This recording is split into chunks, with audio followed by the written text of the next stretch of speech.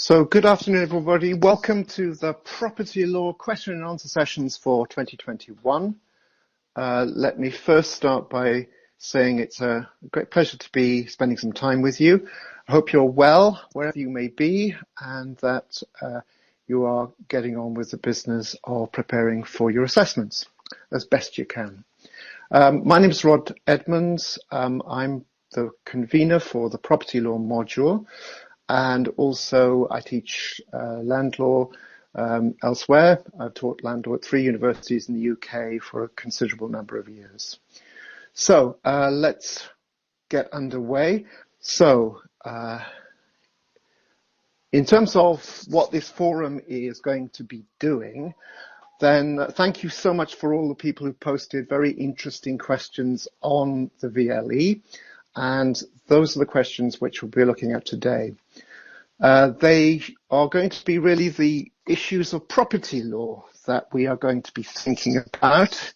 The issues ranging from unregistered land law principles to registered land, to adverse possession, to leases, to proprietary estoppel. Those are some of the things that people have been asking about. There isn't going to be any discussion or consideration of technique issues about doing the assessments, the technical questions of approaching problem questions, or the way in which the exams will be structured, the word limits, matters of that kind. But there are excellent resources on the VLE about these matters, and so you should be able to find an answer to many of the questions that have been asked about those things elsewhere on the VLE. The topics we're looking at will be grouped in a loose way. A number of the topics that people chose to ask questions about were really about what I might call foundational issues, the structures of land law, the basic currency of land law, estates and interests, legal and equitable interests, and particularly the matter which I know can cause some degree of concern is the distinction which operates between unregistered land law principles and registered land law principles. And so I want to start by saying a little bit, giving you some slides, the next 3 or 4 slides, which address those structural issues and give us a clear way of thinking, and maybe we'll give a good place to locate some of the specific questions that have been asked.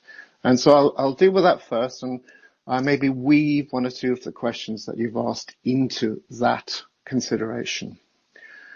So the question which often occurs in land law, case law, in litigation, it's often the context for the way we think about land law, is referred to as the priority question.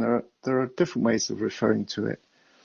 But if we take the idea that a piece of land, the ownership of the land is sold, before the sale, there were a number of property rights in existence, easements, covenants, maybe an option to purchase the land. And the question which often we are looking at is whether those pre-existing property rights will continue to be enforceable after the land is sold. Will the purchaser, the new owner, be subject to those rights? And in many ways, it's worth in our thinking to go back to some basic steps of thought. Now, I'm not suggesting that when you write about land law, you go through these steps as a rote practice, but it helps to keep our thinking going. So one of the most basic, fundamental ones is we're only concerned here with pre-existing property rights. So step 1 is to say, is the right in question a property right or is it a personal right? And that's a distinction which can itself occupy a lot of time and effort of jurisprudential thinking. But for our purposes at this stage, if we think about the fact that you own a piece of land and you give your neighbour the right to walk over your land to reach theirs. In those circumstances, the arrangement you could come to might involve a contractual license. And in those circumstances, it's a personal right. Equally, when you study the ingredients of the easements, the law of easements, the Ellenborough Park case, the Regency Villa case, as to what it takes to make an easement, such a right, a limited right, to walk over somebody else's land could be an easement. So your first question will often be to determine, in this context, has the right been created as a personal right or a property right? We're only concerned with a property right because it's only that type of right which has the potential to take priority, the potential to be enforceable against the purchaser of the land to which it relates. Personal right is only valid between the two people who create it, you and your neighbour. So, is it a property right is the first question, and often that's a question of construction. So what are property rights? How do we know what they are? Well, a lot of the module is invested in looking at that and learning about and studying the rules for different kinds of property rights. The good news is that English landlord does still take an idea that there are categories, well-known categories, existing categories of such rights. And on this slide, the slide indicates some of the most important that we will encounter and that you study. Let's start with the distinction between estates and property interests and rights, or proprietary in nature. Ownership rights are the estates in land, and the important ones are the fee simple, absolute in possession, there the FSAP on the slide, leases or term of years. Those are the two most important these days. In the past, you could have entails and you could have life interests as estates. And remember, we can also then think about the beneficial interest, which is behind a trust in this context of ownership. Now, in terms of what we know about the fee simple absolute in possession, it's a way of thinking about ownership which concentrates on how long does my ownership right last, the duration of my rights. And the fee simple is the longest possible ownership that you can have in English land law. It's indefinite. It will only come to an end if the person who has that estate dies without leaving a will and with no people who can inherit according to the rules of intestacy. When that comes to an end, the ownership rights revert to the Crown under the doctrine of tenure. And it shows that ownership is, in English land law, rather peculiarly something which, although you have indefinite rights, you could lose in that sense. Term of years, which can be carved out of the fee simple, is simply a fixed term. It could be hours, weeks, months, years. And as long as you know at the beginning what the maximum period is going to be, you have a valid term of years, a lease.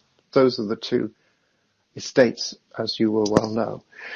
Other property rights, well, we have categories: mortgages, freehold restricted covenants, easements, options, preemptions, often known as an estate contract. I'm not going to talk any more about those. Those then are the property rights, the estates, fee simple. Freehold is often another term which is used for the purposes of identifying the fee simple, and the lease, the tenancy. So the limited rights, the lesser rights of easements, of covenants, they're important that we look at, and you will have studied the rules relating to them. The next step in thinking about whether or not a right can continue to be enforceable, can take priority when the land is sold, the land to which it relates, is it proprietary? And then we need to think, just for a moment at least, about the distinction between, you can have rights like easements as legal easements, the right of way could be a legal easement, or an equitable easement. How do you know, first of all, the two things I really want to think about, how do you know whether or not the particular property right you're looking at, you're considering, is legal or equitable? Well, the two aspects of it are, first, going back to the important modernising package of land law legislation in 1925, Law Property Act, in Section 1, that had the effect of reducing the estates and interests which could